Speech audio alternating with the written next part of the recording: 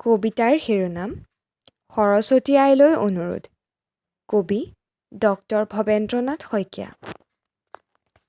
সৰস্বতী আই, তুমি এবছৰৰ মূৰত আহা, মাত্ৰ এদিন থাকা। সেই দিনটোতো তুমি ইমান বিজি। বৰ দুখ লাগে ভাই। খোলাখুলিকৈ এষাৰ কথাও পতাৰ উপায় নাই।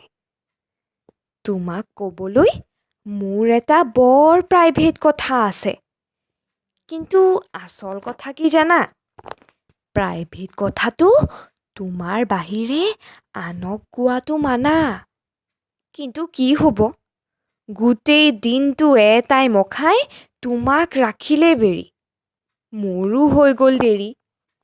1:30 বজাত অঞ্জলি দিলোঁ, 2:30 বজাত খিচিৰি খালোঁ।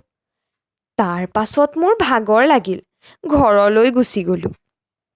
কথাটো হ'ল, মই অলপ ডাঙৰ হ'লোঁ, নিজৰ কথা অলপ বুজা হ'লোঁ। পঢ়া শুনা যিমান কৰিম সিমান নম্বৰহে পাম। বেছি নম্বৰ খুজি আমনি কৰিলে তোমাৰ খংহে খাম।